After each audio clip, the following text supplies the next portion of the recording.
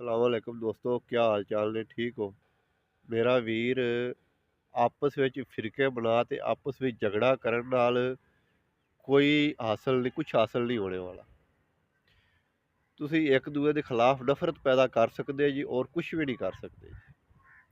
ਠੀਕ ਹੈ, ਅੱਜ ਤਿੱਕਰ ਇਹ ਹੀ ਚੱਲਦਾ ਆ ਰਿਹਾ ਹੈ ਕਿ ਇੱਕ ਦੂਜੇ ਦੇ ਨਾਲ ਨਫ਼ਰਤ ਫੈਲਾਈ ਜਾ ਰਹੀ ਹੈ, ਫੈਲਾਈ ਜਾ ਰਹੀ ਹੈ। ਤੁਸੀਂ ਜੋ ਹੋ ਗਿਆ ਉਹ ਤੁਸੀਂ ਅੱਲਾ ਦੇ ਸਪੁਰਦ ਕਰੋ ਕਿ ਅੱਲਾ ਬਿਹਤਰ ਇਨਸਾਫ ਕਰਨ ਵਾਲਾ ਹੈ। ਮੁਸਲਮਾਨ ਹੈਗੇ ਜੇ ਤੇ ਇੰਨਾ ਤਾਂ ਭਰੋਸਾ ਹੋਏਗਾ ਨਾ ਤੁਹਾਨੂੰ ਕਿ ਅੱਲਾ ਬਿਹਤਰ ਇਨਸਾਫ ਕਰਨ ਵਾਲਾ ਹੈ, ਔਰ ਅੱਲਾ ਬਿਹਤਰ ਇਨਸਾਫ ਕਰੇਗਾ।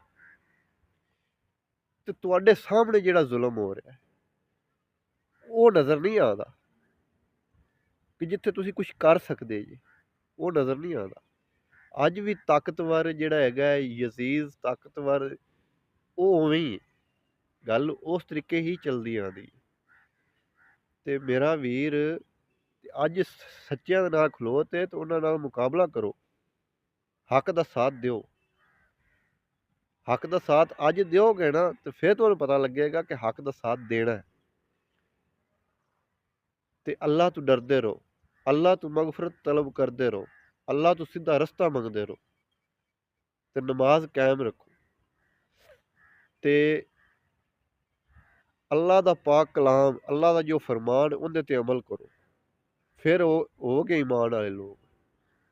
ਤੇ ਆਪਾਂ ਵੀ ਉਸੇ ਤਰੀਕੇ ਕਰ ਰਹੇ ਹਾਂ ਕਿ ਜਿਸ ਤਰੀਕੇ ਯਹੂਦੀ ਔਰ ਈਸਾਈ ਹਜ਼ਰਤ ਇਬਰਾਹੀਮ अलैहिस्सलाम ਤੋਂ ਲੈ ਦੇ ਝਗੜਦੇ ਆਉਂਦੇ ਸਨ, ਔਰ ਇਸੇ ਤਰੀਕੇ ਹੀ ਅੱਜ ਇਹ ਝਗੜ ਰਹਿਣ, ਲੇਕਿਨ ਕਰ ਕੁਛ ਨਹੀਂ ਰਹੇ। ਕੀ ਕਰਨਗੇ? ਜੋ ਵਕਤ ਚੱਲਦਾ ਪਿਆ ਇਸ ਟਾਈਮ, ਇੱਕ ਸੱਚਾ ਇੱਕ ਝੂਠਾ ਹੈ। ਪਤਾ ਵੀ ਹੈ ਕਿ ਆਹ ਸੱਚਾ ਹੈ, ਆਹ ਝੂਠਾ ਹੈ, ਠੀਕ ਹੈ।